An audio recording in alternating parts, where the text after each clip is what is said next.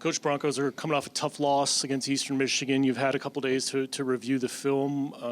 What did you see that needs to change going into this week?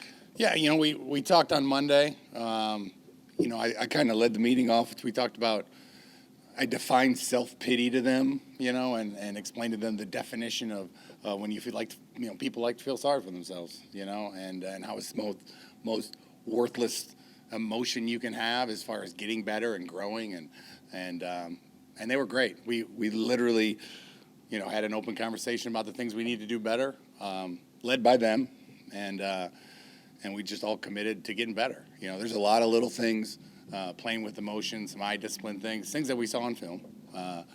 And I kind of let the senior captains go through the things that we need to get better at, all controllable, all the things that we can control. And we've had a great week of practice. We've had energy at practice. Our eye discipline's been better. Our discipline's been better.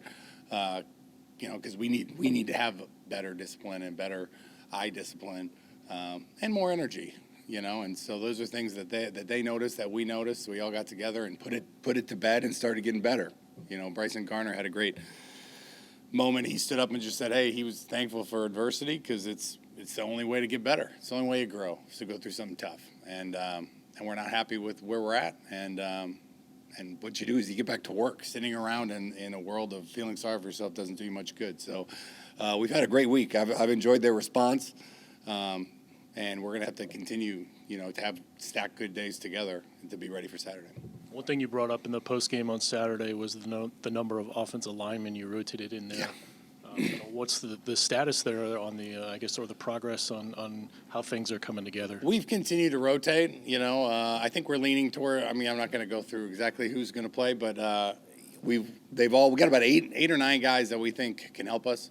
We got to find the best five and the best combination of five, and so I think we're to a point where I feel pretty good about what they've done the last 2 days. We've continued to rotate some of the other guys through, but that's an area we got to have. When you have a young quarterback, we have to protect him. We have to protect him with play call. You got to protect him with protection, with tight ends and running backs, and we just have to do a great job with those five up front. Having a run game is another way to protect the young quarterback, and so we got to do a better job there. So we've had a great conversation about little things we can do better to help Jack. Jack needs to get better as well, but when you're young and you're in your first year starting, having lived it and having coached multiple guys that have done it, we all have to step up and try to make his job a little bit easier. And I think offensively, hopefully in the second half of the season, as they're getting more and more comfortable doing what we're doing, hopefully you'll see an improvement. Moving on to Ohio, very high-powered offense with another Rourke brother to deal with.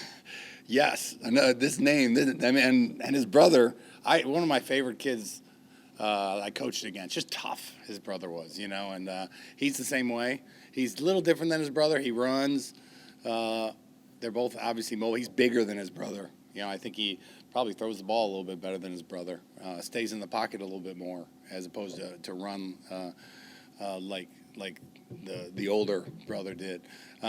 But, man, they're scoring a ton of points. They're executing. I don't think there's anything special. He's throwing a great ball. Their receivers are veteran. They run the ball efficiently, and he's making plays. He does a good job out of the pocket making a second play start, and post becomes post corners and hitch become hitch and goes, and everyone just scatters, and he's able to buy time. So we're going to have to keep him contained. And I say that word on purpose. When you have a high-powered offense, you have to contain it, and you're not going to stop it, but you got to contain it. And then offensively, we need to do our job and get some points on the board, make it easier on the defense. Last week, Rourke had as many incompletions as touchdowns, with 3 in both categories. Bronco defense is coming off probably a pretty forgettable performance on the defensive end. Aside from kind of containing Rourke, what are some things you can do to really give him trouble in this game? Well, there are multiple things. You have to do a great job with your eyes and coverage. You got to get bodies on bodies. So every throw has to be accurate.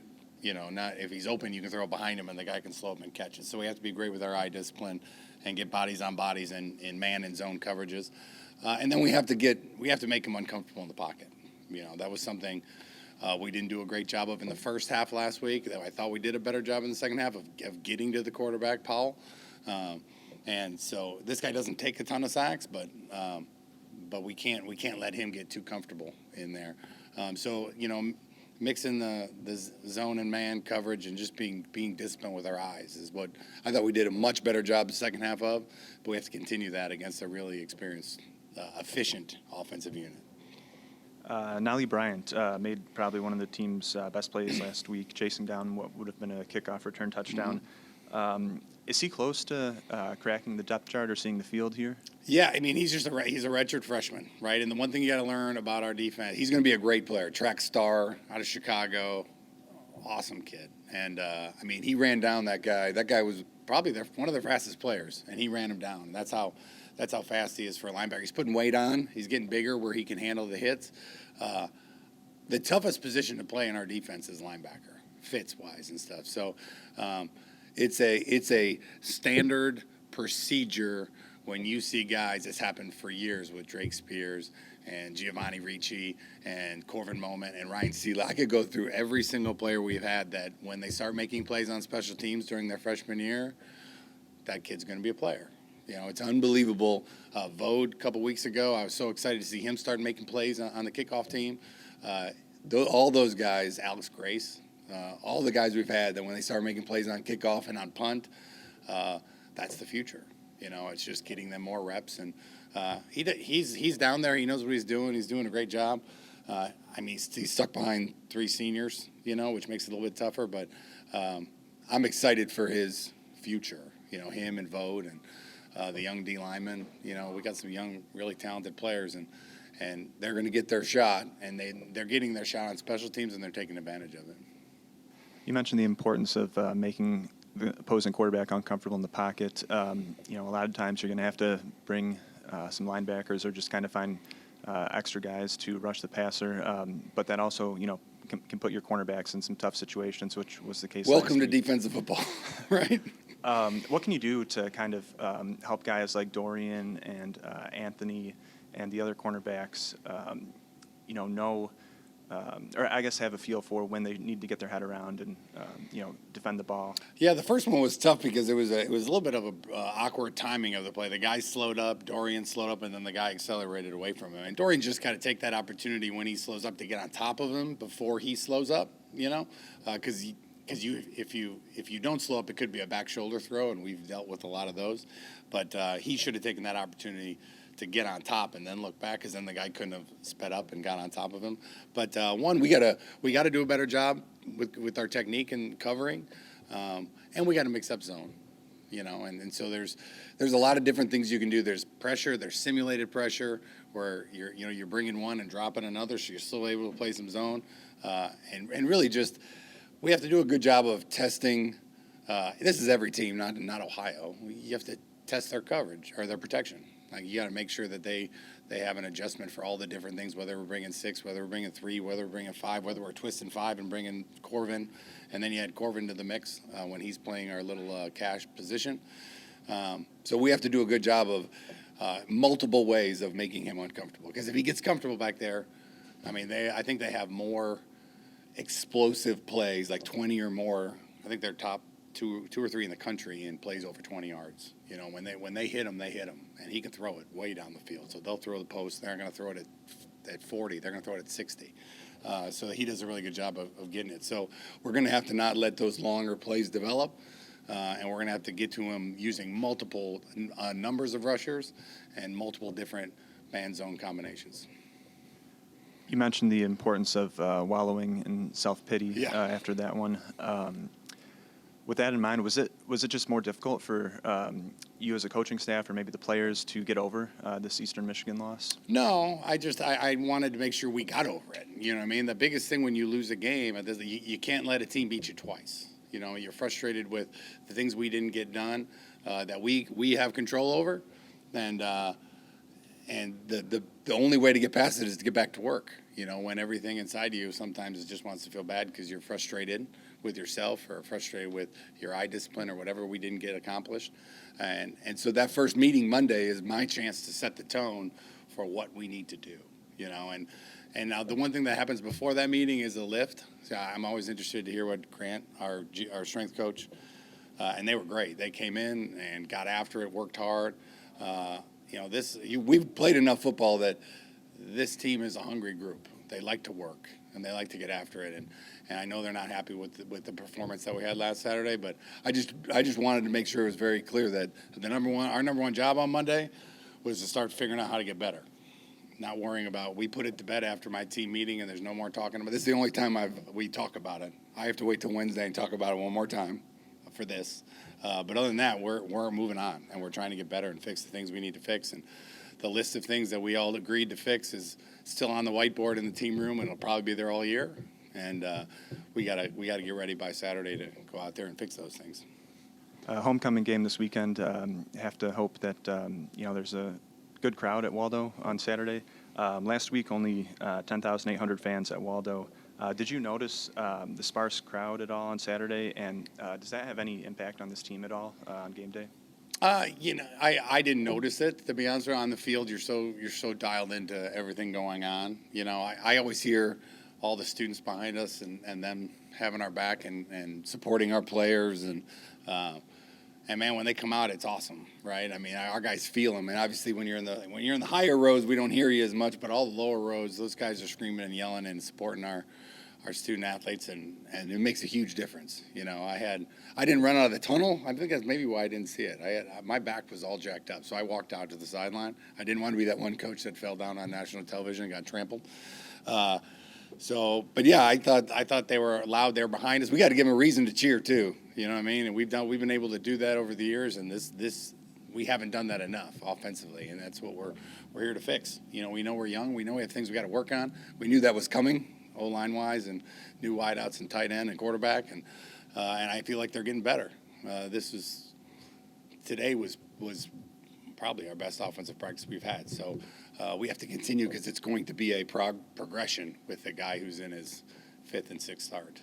So hopefully we'll continue to give him a reason to come out and put great effort and great brand of football out there, because I know they'll come out and support us. And it's always great when homecoming. I mean, I'm an alum, so anytime that this is a weekend, a lot of people circle. If they don't have one game they necessarily want to go to, this is the one they circle, because we basically celebrate all the alum.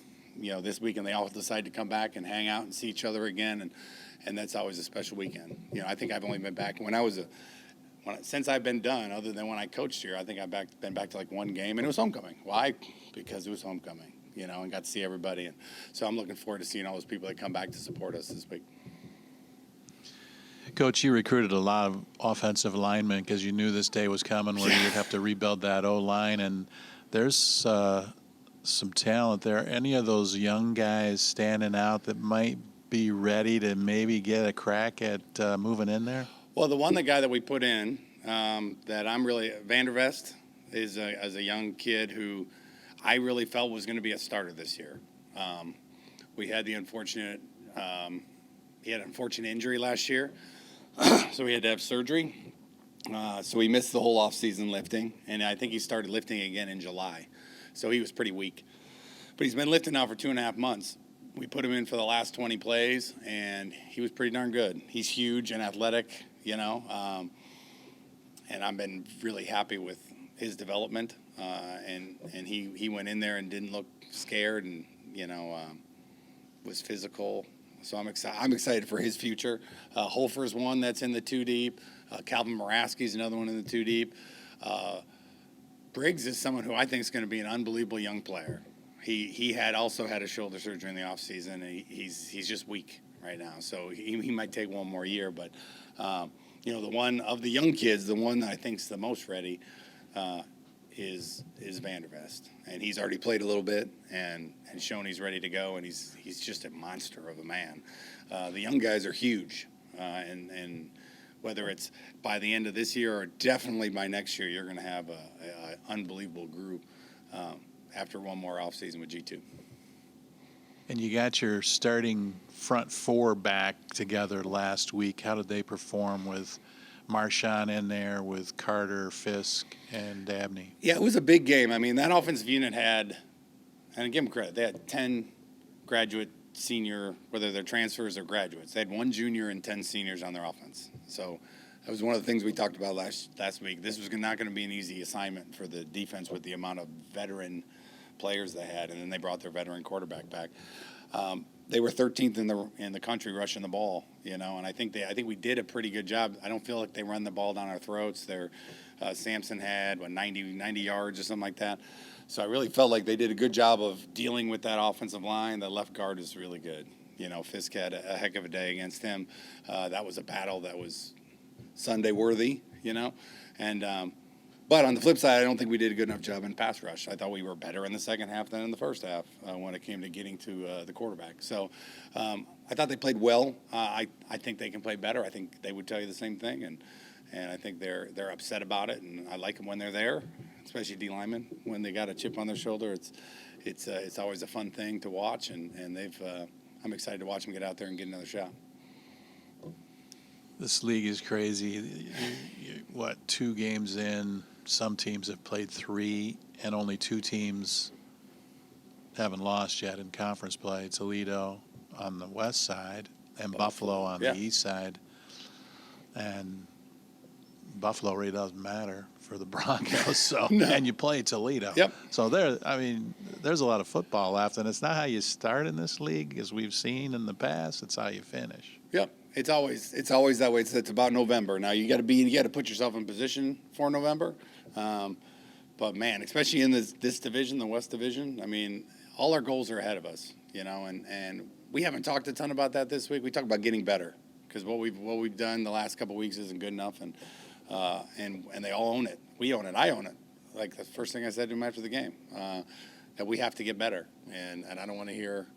We're young. We have issues just like everybody else, and we have to find a way to get better. So let's get back to work and try to get better because we can have a great second half of the season. I've seen teams go 0-6 and then go 6-0. I think Miami a couple years ago went 0-6 and then went 6-0. So we just got to keep our heads down on getting better, and that's what we're focusing on because, like you said, our league it's a crazy league. We got to go out and play this Saturday, and because it'll change every single week. The forecast of what people think are going to happen is going to change weekly.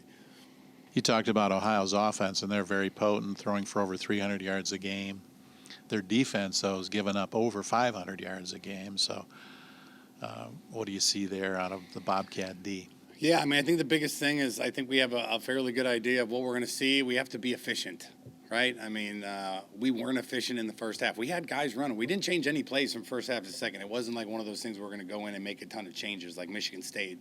We made play changes, all we did to go from 1 touchdown in the first to 17 in the second was just execute better, and when you have new pieces, it's really more about us focusing on us. I want to make sure Jack understands we do a good job of preparing him for the coverages and what we're going to see and the leverages they play. And they got a big dude in the middle that I think does a pretty good job of plugging the middle. And then we got to work on throwing and catching and blocking and running, and that's really what we focused on this week is us, and that's where we have to be mentally with the younger group, is focus on how can we be better, and second half was way better than the first. It still wasn't nearly good enough as we need to be, and we have to get rhythm. I talked about Jack last week because I didn't have to play him at New Hampshire. It was, I don't think he was told. Now he's totally fine, but we needed rhythm. We needed time and execution. We can't practice enough for that group, but we can't run their legs to the ground either. So we definitely have a good plan, but it's really going to come down to us executing, and that's what we focused on all week.